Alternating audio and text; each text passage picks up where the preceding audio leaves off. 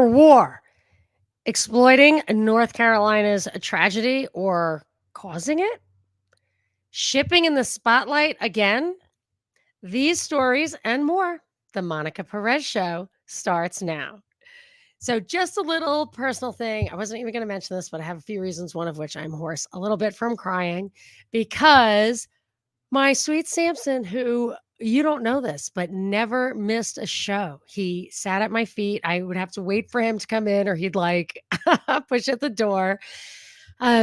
He got super sick, and I thought he was going to be fine. We gave him a blood transfusion, which to me, like, I was basically raised that spending money on dogs was immoral, but he just got sick out of nowhere. Still don't know what it was. But I, uh, I lost a dog earlier this year, and that was very hard, but I don't know, maybe I'm getting immune to it or, like, it was just an easy decision because he was so sick.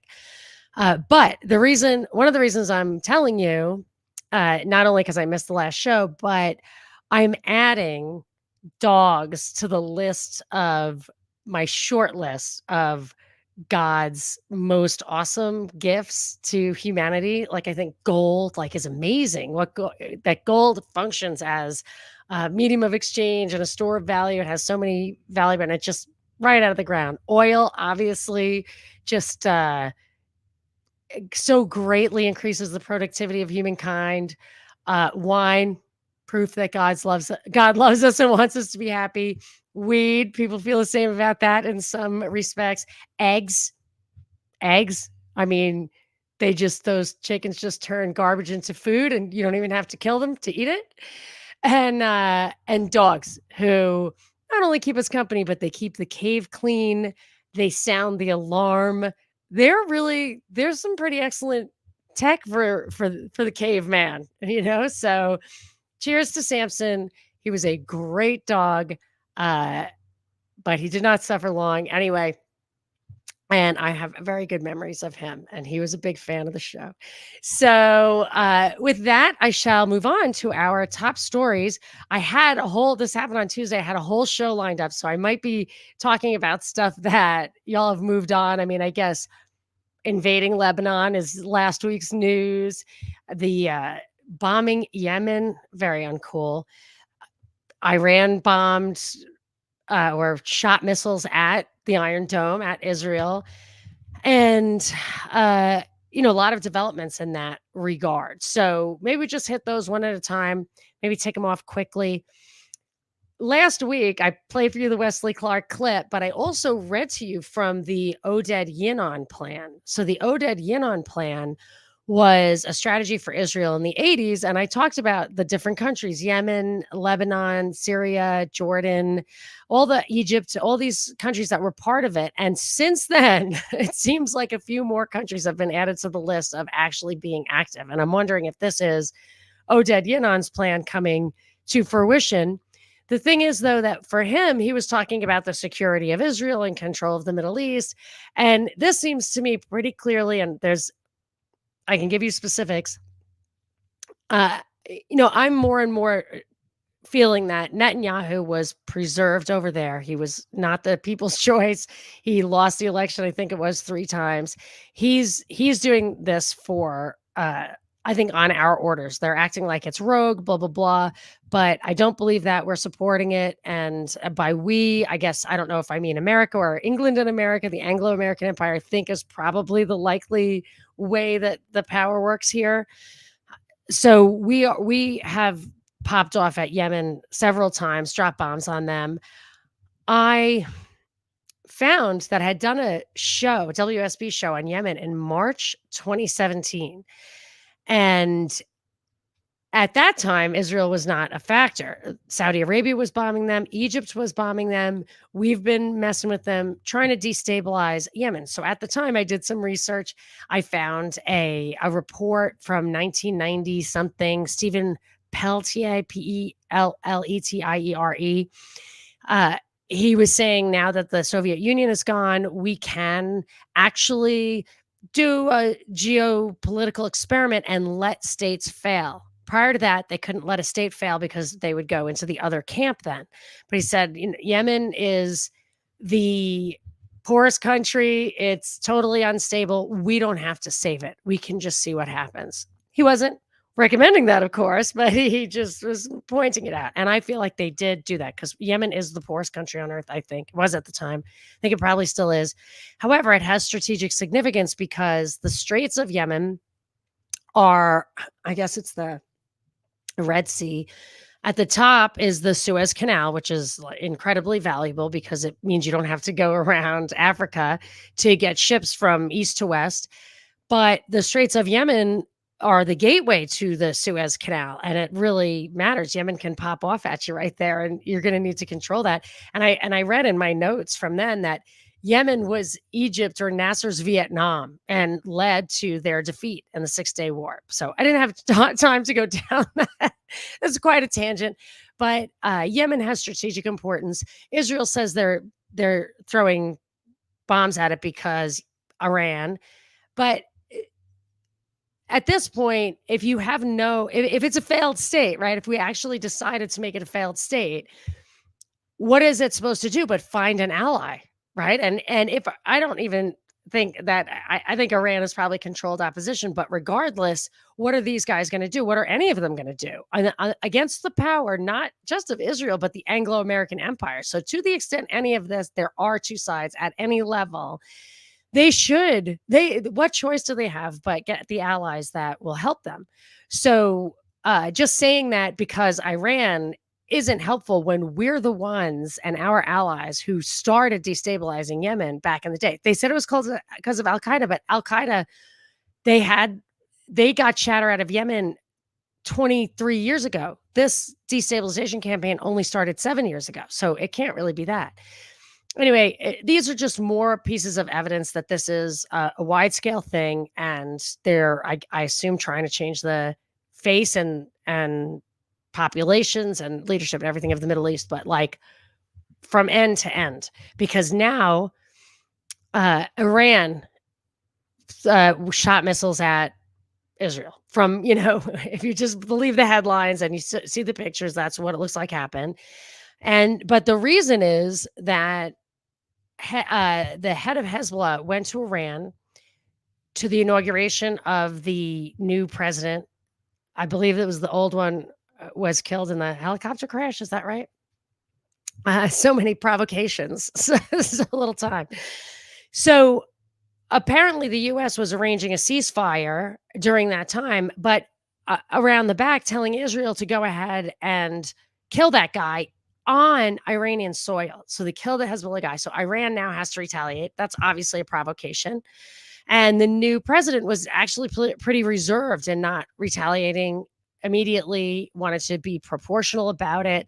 And that's what this is. And now I think even Biden is saying, I didn't read the quote or anything, but indicating that Israel should feel free to retaliate, but retaliation for retaliation, that is like, I guess, the definition of escalation. But when you put the thing in motion, you're the one who has the responsibility.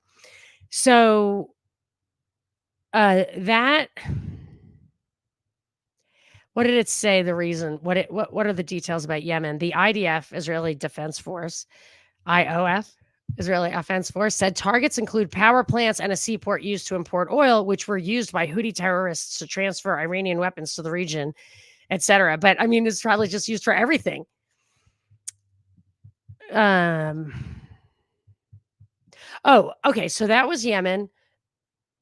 I'll read you a little bit more about Iran, but I haven't seen this anywhere but in military publications. Maybe I missed some big headlines, but even when I'm searching, it's only coming because I'm looking for it, that we're continuing to drop bombs on Syria. I hadn't heard about that in a while, but we popped off on Syria on September 16th and 24th, according to CENTCOM, because it's ISIL, whatever, the Islamic State, which ISIS is us. I coined that. Other people also thought of it, but I remember being like, hey, ISIS is us. So we're doing that. We involve them. That it doesn't sound like a massive action there, but it might come to that, because I read an article in Moon of Alabama. So I never know what's like super deep state stuff, or it gives you like a super limited hangouts, whatever, where it gives you almost all that gives you all the facts and it just holds something back so that you're a little bit stovepiped. I'm not taking this guy's judgments, but I'm gonna what he says is always often worth thinking about a little bit of deeper um analysis than what you're getting in the mainstream. So it says Israel is now tempted to risk an all-out war with Iran. There is little chance that such a war would achieve anything but an all out war in the Middle East, a rapid increase in oil prices, and a severe hit on the Democratic chances in the ongoing election campaign. So at the end of the show, remind me if I forget, I want to go through all of the recent events, these October surprises, and talk about who it favors, who these different things favor. Okay. Now, here is an interesting quote. It says, Iranian President Masoud Pezeshkian says the international community will not forget that the order for Israel's terrorist act to assassinate Secretary General of the Lebanese Hezbollah resistance movement, Syed Hassan Nasrallah, was issued from New York. But what does New York mean? Does that mean the UN? Does that mean the bankers? Like, what does that mean? What does that mean? Anyway, uh, it goes on to say, this is a quote of Moon of Alabama quotes Code Pink, pro-Iran militia groups in Iraq warn that if the U.S. joins in strikes on Iran, those guys will target U.S. bases in Iraq and the region. And you see, that's where it's all going to go horribly pear-shaped. It says, they go on to say, should Israel be allowed to strike Iran, the security of all U.S. forces in the Middle East, the energy infrastructure of the whole region, and the global oil supplies will be in danger of imminent destruction. But we American assets, people, whatever, in quote, in harm's way. So it's always this thing where they put our soldiers over there, they put something over there that are American, but they're on foreign soil. And then when they get caught in the crossfire, that's considered a provocation. But I think that they put it there in order to, what the term is, the tripwire, but it's there to give an excuse to be involved, to give an excuse that this is defensive. But of course it isn't. And we shouldn't have soldiers over there. And actually, we have more mercenaries over there than soldiers. The ratio apparently is 1.5 to 1. So if you have two soldiers over there, you have 3 mercenaries on top of that.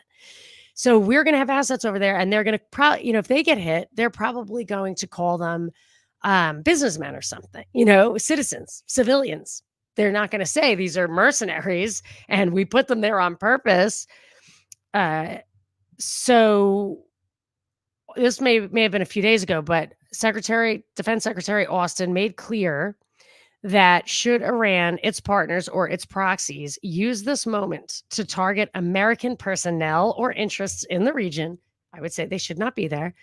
The United States will take every necessary measure to defend our people. The United States retains the capability to deploy forces on short notice.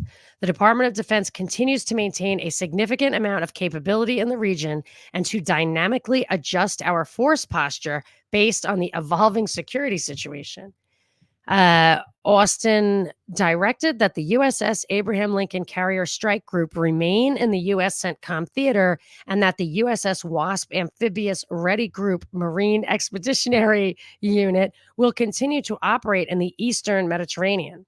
The afloat posture is complemented by DoD's elevated fighter and attack squadron presence, including F-22s, F-15s, F-16s, A-10. We will further reinforce our defensive air support capabilities in the coming days. I may have pulled that directly out of the military stuff. If you go to those military trade rags, they have a lot of more information. It's really like scary how open they are about it. So they're at the ready. And I would say when you're a civilian and you're traveling to a country where there's like stuff going on, they tell you don't go there. There are warnings. If you go to the airport, it'll give you warnings. So get these people out. Get them out. Or you can't be protecting American oil over there because unless these were arm's length transaction with the people who owned it instead of, a history of dirty dealing with corrupt politicians and stuff, it's not our oil. And you take your chances anyway when you invest in assets in a foreign country. The concepts of sovereignty and self-defense as the basic only legitimate cause of war, uh, they American exceptionalism. We don't recognize those when it comes to other people, but we do for ourselves. Movement of Alabama also said that Iran had made Israel a perfectly good offer, which they rejected. I didn't look into that because, of course, they did, because their goal isn't peace, it's war. And by them, I mean the whole system, whatever it is, the U.S., English, Tel Aviv, or whatever, all together. So we'll, of course, keep an eye on that. It's scary. It's scary what they're doing. I mean, I guess I still feel like a chance that this isn't going to go all the way, but it might. And, maybe it's just an October thing. Maybe it's just to make people think, get Trump elected, make people think that he's the anti-war president. I am not confident in that. I believe that he says stuff like, just take care of it, like I just don't trust that. So I don't. So either maybe it's done here to make people vote for Trump, thinking that he's anti-war, and maybe that'd be the end of it, or maybe it's to actually get him to do more war over there. I don't know. But speaking of an offer that was good and rejected, I believe that's the case with the dock workers. I think that they were offered a 50% raise and a lot of other benefits, 3-to-1, like pension stuff. One of the arguments is, well, we're only making $20 an hour, so $30 an hour is still not enough. But that's the low end. These guys are holding out for a high end of $64 an hour. A lot of the people make more than $100,000, and they complain that they don't want automation, that they have an important job running heavy equipment, important machinery, and they don't want it automated. And my answer is, well, if you're such a big shot, I mean, I'm not insulting them. I'm sure they're hardworking people, and they're totally these people who get railroaded by their own unions. If that's what's happening, I feel bad for them. I've had people complain about that, like they want right to work states and stuff. But if your argument is, I'm really important, pay me extra to run this machine that could actually run itself, but I won't let you. I can't, some of the signs are like,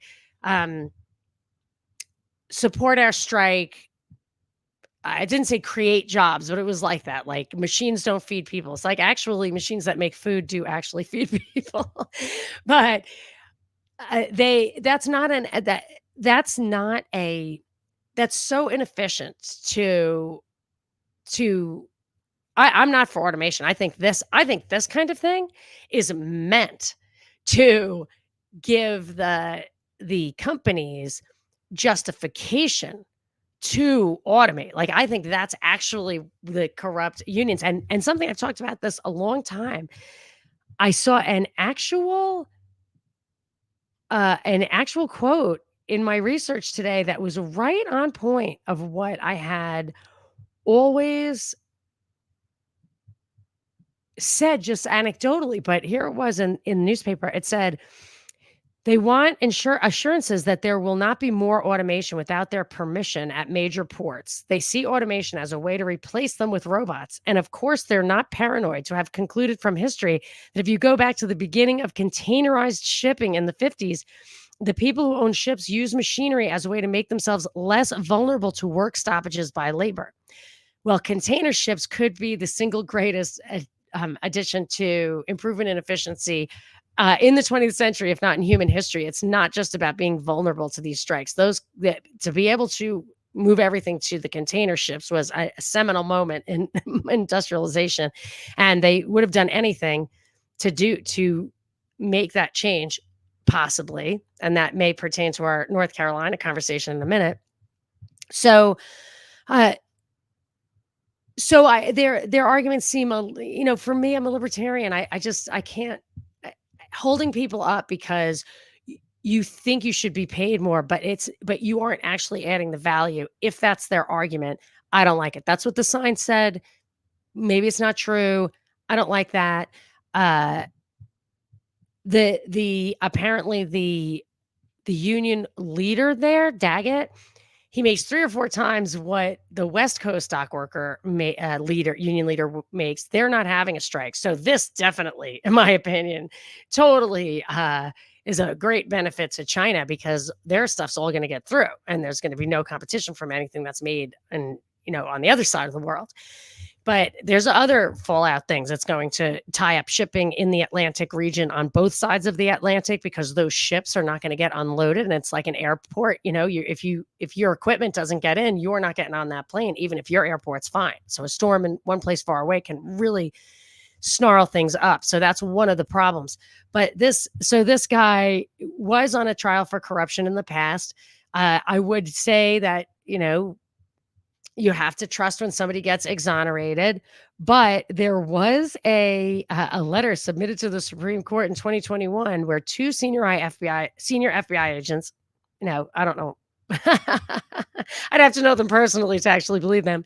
From the New York and Newark offices said successful federal prosecutions have revealed the continued influence of the Genovese and Gambino organized crime families over the International Longshoremen's Association and waterfront businesses. So it could be that the mob has a say in what's going on here. And because I believe that they are actually a part of the establishment, their goal has nothing to do with the workers. And this thing has geopolitical implications. So it could easily affect the election. How could it not? It's going to create shortages, perhaps increases in prices. Maybe it justifies Kamala's price control, but more likely it causes pain to people, and um, that will smear the existing administration of which Kamala is a part, and they're Democrats, so they can't come out and slap down the workers, which they actually could. I think it's the Taft-Hartley thing. They could say, you guys have to have a cooling off period, but they're not doing it. So that makes me think that's a pro-Trump situation here. There are bigger picture issues. Do you remember last week? Just last week, I said chicks on cargo ships, whatever. And I said, why is this on the front page of the Wall Street Journal? They don't put stuff like this if it's not for a reason. Are they getting us geared up for labor problems that was one of the things in the article with shipping? Are they getting us teed up for more supply chain issues? Change the fabric of this labor force. I was actually going to cut the clip and play it for you, but I thought that would be a little self-indulgent.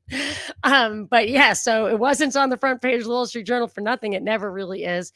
So, but these things seem to have larger themes anyway. It's supply chain disruption, locking people down. That's happening. Transportation has been hit from every angle. Accidents, other disruptions, strikes everywhere. UAW, which the auto workers, the railroads had strikes. Boeing is on strike right now. So there's something about transportation of people and goods that's locking down. It could be just the overlords want us to digitally twin and get in the metaverse and forget about physical needs. It could be something nationalistic, which I find almost impossible to believe. This idea of autarky, where if you do that, you get people, you get the country to build up its own manufacturing, make it self-sustainable in time of war. So they could be preparing us for a war that they don't want us to lose very quickly, or win very quickly, as a matter of fact. So those are some of the reasons that they might be doing this. This was a funny quote. I thought this was funny. It said, there's this question. This is an article from a newspaper. It says, there is the question of job security, a perennial concern on both coasts. The West Coast Agreement allows for fully mechanized and robotic operated marine terminals. The ILA contract, these guys, has more restrictive language, banning equipment that is, quote, devoid of human interaction. And I just thought that is so vague. It could really have hilarious results. I just think of the cartoons about robots and stuff, and just where you have to say hello to the robot in the morning, bring it a cup of coffee. The self-operating crane needs human interaction. It's like, hey, buddy, doing a great job, just like you like it. 2 creams and a sugar. because you're not really operating it. It's just interacting with it. Like you have to rub it, you know? Anyway, yeah, so this will trigger supply chain issues in the absolute like this is October. This is the lead up to the presidential election, and it's going to cause some chaos, just like uh the floods in North Carolina are definitely creating problems. Now, that's incredibly tragic. Like, that situation is shockingly awful. It's so completely out of the realm of normal. And if you are totally smoking the environmental, like the climate change Kool-Aid, if you are Greta Thunberg, and you just can't think outside that bag, then maybe you think this, oh, this is climate change. It's insane. It's much more likely that human technology, which is capable of doing this, actually did do this. So it's my position that this looks artificial, more than 2 standard deviations from the mean of what would happen in nature, way more, probably more than 3. And I just nature does not work there without a much better reason than this nebulous disputed climate change thing. I don't believe that for a minute. So it's my position that somebody did this on purpose. And then there's always that great interview from the Alex Jones world from when he was like making his bones with us, where he interviewed Ben Livingston about Operation Popeye, I think it was called, where they washed out the Viet Cong like this. And his argument about Katrina was he didn't say that they did it, but he said they could have stopped it. What you do is you seed the clouds over the ocean and you just dump it before it gets inland. And I was actually pretty far inland, which is another thing that's like super, super weird. So it could be let it happen on purpose, but I don't believe that for a second. I don't. But even if it were that. So this is Asheville is I've never been there, but I just in my mind, it's considered one of the most beautiful towns, nicest places to live in the country. I think and in fact, and if it's in this country, it would be in the world because we have a beautiful country. So it's just a spectacular place. People love it. People love to live there, and it definitely has a community that is there for the nature. My husband has a friend there who's a big animal vet. That's he was a super smart guy, got very highly educated, but that's where he wanted to live. He just wanted to be that guy. And that's where you were to be that guy. I heard people interviewed, they were whitewater rafters because this was the best place in the world for that. And it's gone now. So they're chasing all these people away, or this has chased all these people away. It's been destroyed. So much of it has been destroyed. I think it's impossible to deny. I don't think it's fake. We've gotten lots of people. And I know it's not fake because people we know are communicating with us all probably because it was so widespread, so horrible, tragic. Really, there's a video of a mom and her sister. They lost their parents, and the mom lost her 7-year-old on. It's a Fox thing, and it's too sad. I wouldn't play it for the clip. It's too sad, and that was like an example for me of like this is these are not crisis actors. First of all, it's 4 days in, so they could, when it's like later that day, it's no. These people have been dealing with it, and it's horrible. So it's an unbelievable tragedy that's happening there.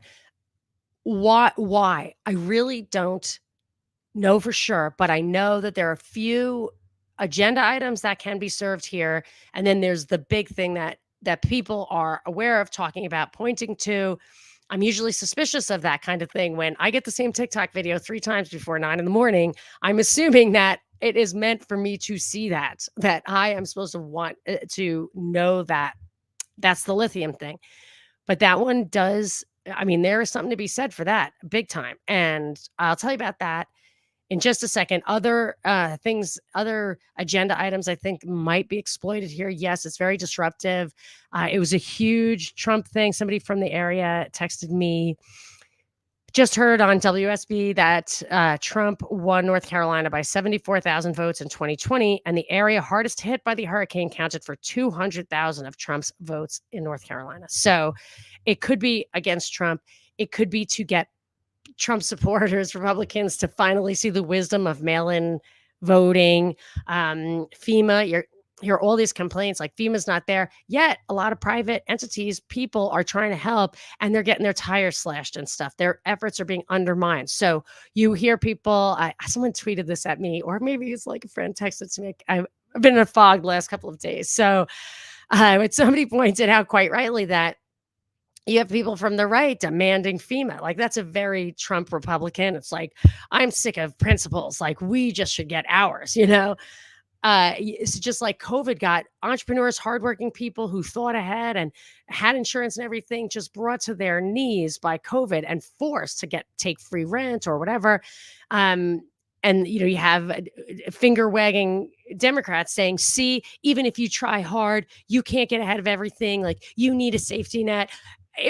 These are the things that are artificial, that it takes them to create tragedies, especially in the case of COVID, in order to demonstrate their point, which otherwise would not be demonstrated because it's not true. you know, it's these um, it's these catastrophes that are completely modern and only even able to be executed now with our technology and our reach and our propaganda. So of course, no one's ever prepared, even for that, for being betrayed by your own leadership. So I think there are just a few things like that that this could be exploited for. But the lithium thing is hard to deny. So I will read. This was in MarketWatch, which is a Wall Street Journal, um, whatever web outlet. Because I was thinking, there's lithium mines like outside of Charlotte. There's lithium there, lithium veins and everything. But this lithium mine, and I thought it was being exaggerated in that TikTok video that you probably all saw. I thought, nah, maybe it's exaggerated. Listen to this. The mines in Spruce Pine, North Carolina, about an hour outside of Asheville, produce a unique kind of high purity quartz used in semiconductor manufacturing. The town is the only place in the world where the uniquely high quality mineral can be found in such large quantities and produced for such a low price. It says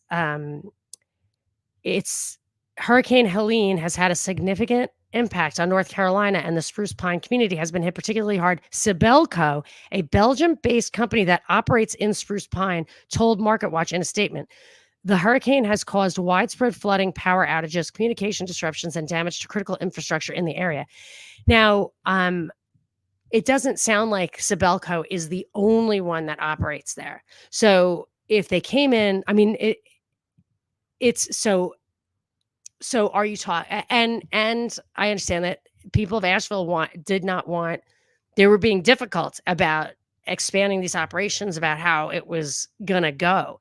So maybe all the lithium producers get together or the lithium producers themselves are not going to be able to control the weather. But so it has to be something very high up who have an interest in this, either to get the existing producers to sell or and sell cheap, or to get rid of the population, to grease the wheels or whatever. But it has to be very high level.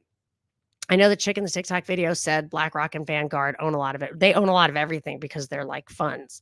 So yeah, I'd have to dig in a little more. I mean, I found the guy who runs Sibelco, and it's hilarious because he's been in Bolivia, South Africa. He does diamonds. He does lithium. Like, he's like the Forrest Gump of mining atrocities. But I don't think he is. Like, he seems like just a mining guy. But it looks like that business can get pretty dirty. So I just, I don't know exactly who's responsible, but listen to how big a deal it is. It says, you're talking about the Southern Appalachian Mountains with a lot of unique geological features. Economically, this deposit is one of the most important on Earth. Yanan Wang, who's a geologist, said that. But I don't think the weather actually impaired the mining permanently. It says the ultra pure quartz plays a crucial role in the production of semiconductors, which act as the brains of microchip powered devices, including smartphones and computers, but also gaming consoles, cars, and medical devices. Semiconductors also play a vital role in artificial intelligence technology. So they're probably going to need to ramp this up. They probably want to mine it all as fast as possible so that they can have it, stockpile it own it. So normally, like with mining and stuff, you want to keep it in the ground until you need it. As it gets scarcer, it the price goes up, and that pays you for like the harder to get at stuff. But that's not how we operate anymore. We've got done away with all economic checks and balances, and we have this, central control, and they're going to do what they need to control everything. So, uh, okay. People I talk to in the industry are nervous that this is something that is going to last for months, said Ed Conway, author of Material World, the Six Raw Materials That Shape Modern Civilization. If the facility itself is flooded, then starting that up again is not a quick process. Nobody said anything about the mines being totally destroyed, the lithium being permanently damaged, which, you see batteries blowing up in these floods. So lithium doesn't like water. Potassium doesn't like water. So I don't know about that, but it doesn't seem like anyone thinks it's going to cause permanent damage to the lithium. And that would have been a consideration. So I'm going to take some comments. Then maybe y'all want to say what you think these different things will affect the election. If you want to put at the bottom of the comments, maybe we'll get to those from you. So let me just ask that. While I read these comments, you can put in there, what do you think about the North Carolina floods, about the war in Israel, about the dock workers strike, and about anything else? What are these October surprises in the balance going to lead to?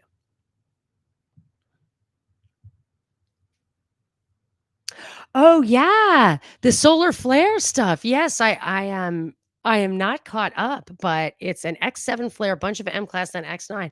I'll have to look into it as soon as we stop here because I need to know. Uh,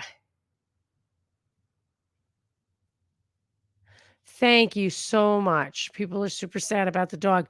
I made a decision not um to resist the urge to be super sad. Like, I had my, rough couple of days, and it's just been one of those years. Like, have you had these years where just, you just go to a lot of funerals? Like, it's the craziest thing. Oh, Jack says, "Yes, I said the same thing when my dog died 10 years ago. I know they are truly a gift from God." I mean, it's really like they're like eggs, just awesome. But it's really funny because now normally, I walk around, sometimes I don't lock the door or whatever, and I never worry at all because he's just always standing there waiting for other dogs, granted, but if a human being came along, he would give me the heads up. And I'm like, "Oh crap, there's nobody here." And there's like little crumbs on my floor and every little thing. I'm just like, "Sammy." And he's not there. Yep. Sammy James knows Sammy. Okay. Butternut squash. I love butternut squash. Oh my gosh. And I love the soup. Um, I make a chili out of it. It's like a vegetarian chili, but it's still good. Anyway. Uh, how long will Iran continue to only attack military targets while Israel attacks civilian targets? Escalation seems inevitable. I It is so hard for me to analyze this stuff because I don't believe the news. You know what I'm saying? Like, I know there's stuff going on over there, but I don't, I think Iran is fishy too.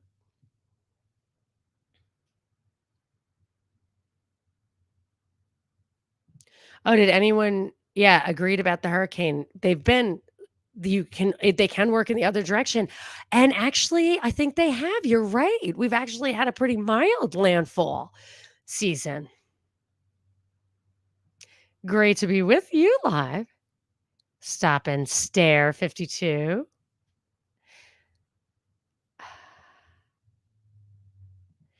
Stuart says Stella has a great pod analyzing the hurricane. Really? With Jim Lee? Oh my gosh. If you, Stuart, you know my number. If you shoot me a link to that, I'll put it in the show notes, monicaperezshow.com. Uh, oh yes, not just lithium, but quartz.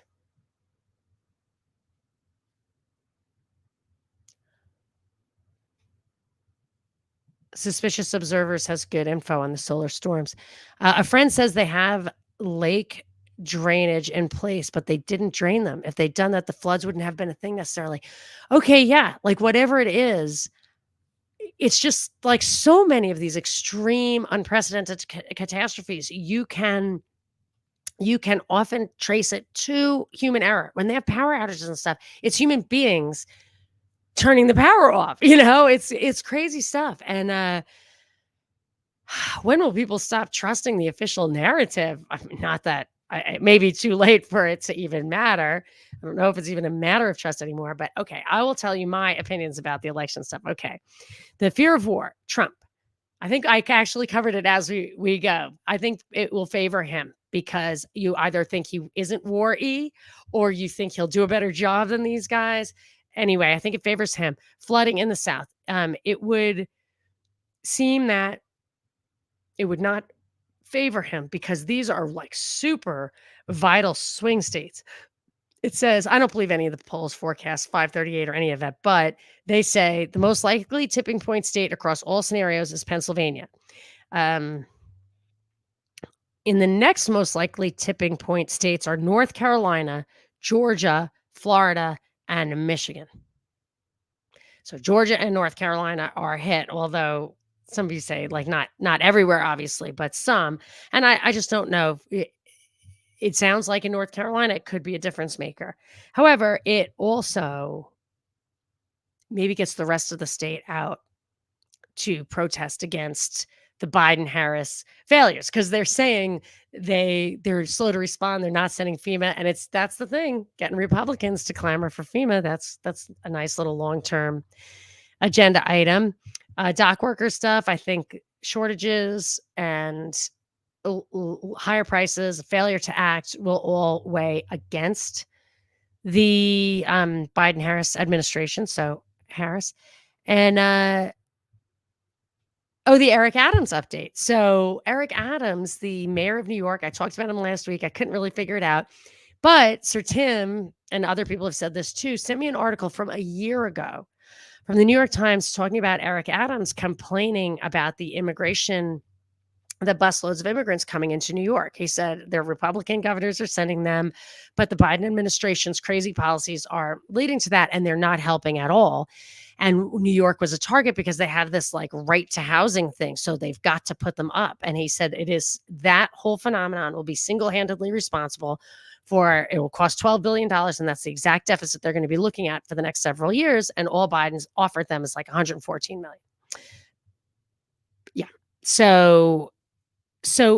But if this is a slap, so then the Biden administration's FBI, DOJ is going after this guy. Now, if this is a slap on the wrist or an example, making an example of him, because his like bribery stuff is small potatoes, if he was even aware of it. Like the Turkish stuff, okay, somewhat. Maybe they just use it as an excuse to put Turkey in the news as the bad guy, but the straw man campaign contributions he may have had nothing to do with. Like that may have been the Chinese people who were doing the Chinese business people who were doing the welfare hotels and stuff, wanting to get the business away from the Russian mob or the Jewish mob or which might be the same thing, or the Italian mob, whoever's doing it. I don't think the Italians do that. Without just knowing that Adams wasn't in bed with those guys and wanting him to win, even if he didn't know how they were doing it. So, and what they were doing was stupid and traceable and ham-handed. So, but I was wondering if it was like a trialectic where it wasn't that Biden and everybody was trying to nail this squirrel to the wall so nobody else complained about the immigration stuff, but it's October before the election.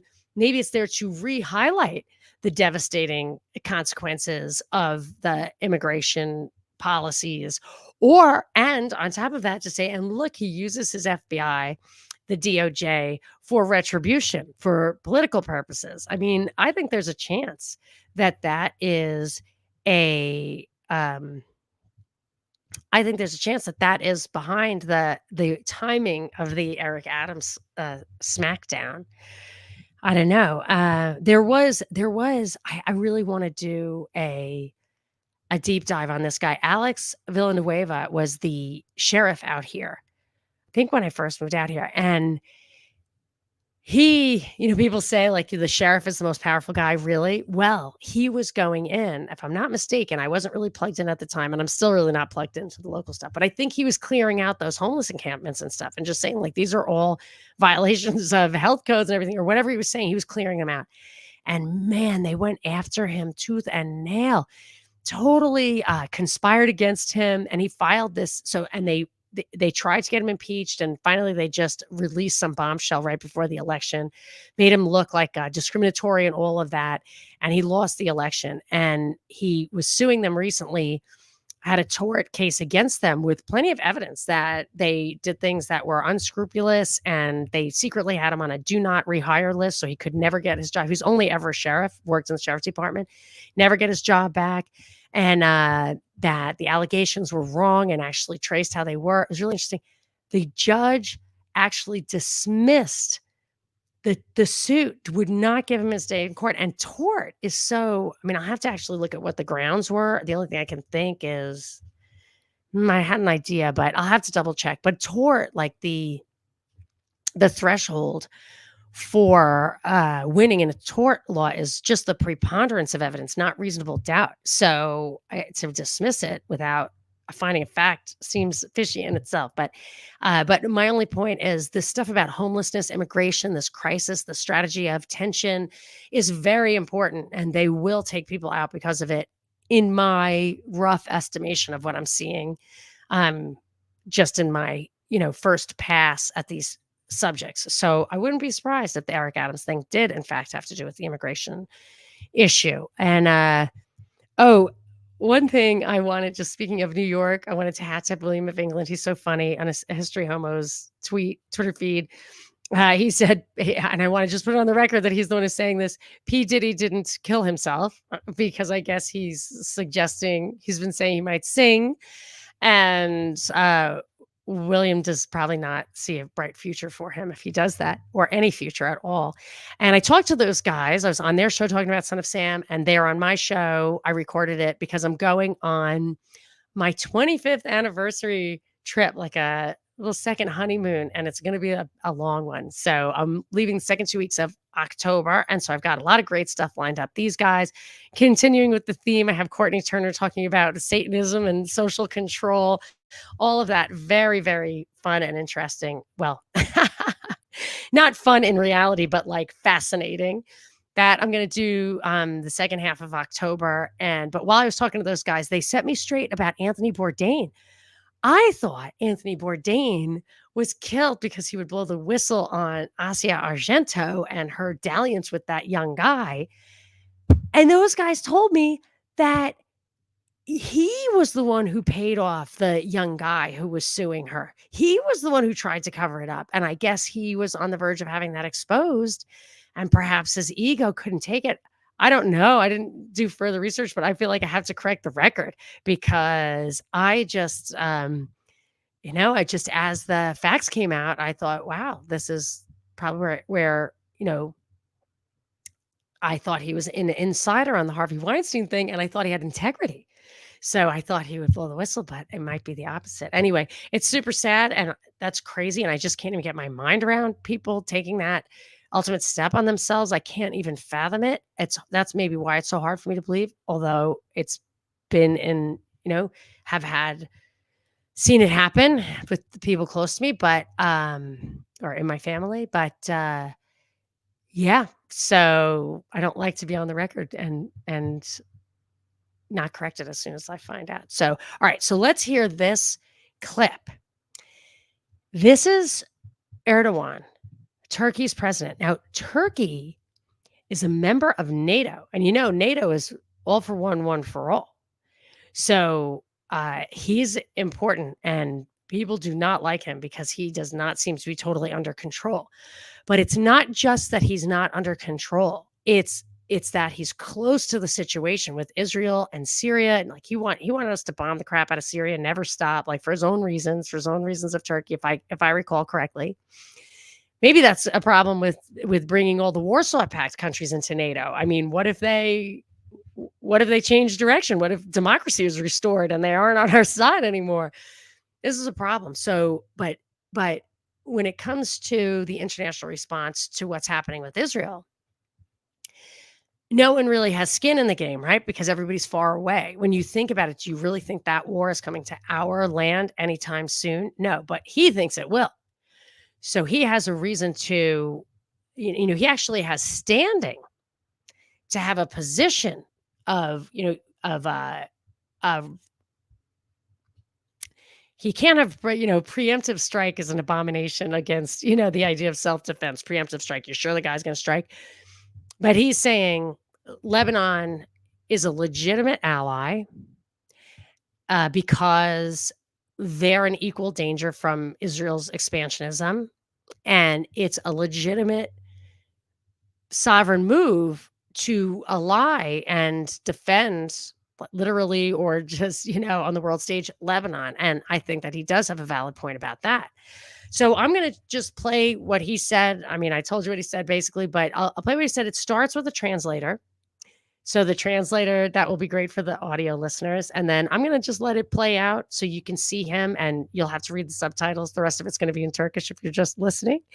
But it's cool sounding. So maybe keep that in. Listen to that. Let's see if there was anything else. Okay. All right, let's do it. Thank you, everyone. It's such a pleasure to be able to do this live and hang out with you guys. So let us watch this together and bid you farewell. Oh, by the way, if you have hated listening to these commercials, all the commercials, if you're listening on the Apple feed, hit subscribe to the premium feed on iTunes so that you don't have to hear the commercials and I get some support because I'm kind of just barely break even right now. I have to have a producer. So, and what a fine producer he is. Thank you, Bobby, for everything and for cutting this clip. Bye. Speaking out against Israel's ground offensive in southern Lebanon, Turkish President Recep Tayyip Erdogan claimed on Tuesday that Israel would set its sights on Turkey next. In a speech marking the opening of parliament following its summer recess, Erdogan criticized both the international community and the Islamic world for failing to stop Israeli operations in Gaza and Lebanon. He vowed to stand strong against Israel and to support Lebanon. The Netanyahu government is dreaming a crude dream that includes Anatolia, Erdogan claimed, referring to a large swathe of Turkey. The place that the Israeli administration will set its sights on after Palestine and Lebanon, with complete religious fanaticism, will be our homeland, he added. No matter what the cost, Turkey will continue to stand against Israel and call on the world to join this honorable stance, he said.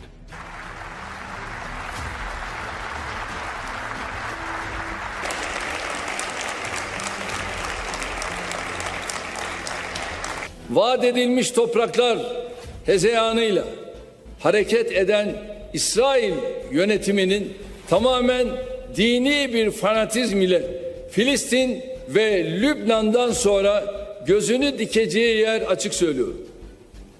Bizim vatan topraklarımız olacaktır. Karşımızda tüm bölgeyi ateşe atmaya niyetli Netanyahu hükümeti Anadolu'yu da içine alan bir ham hayal kurmakta, ütopya peşinde koşmakta, bu niyetlerini de çeşitli vesilelerle ifşa etmektedir. Bedeli her ne olursa olsun, Türkiye, İsrail'in karşısında durmaya, dünyayı da bu onurlu duruşa çağırmaya devam edecektir.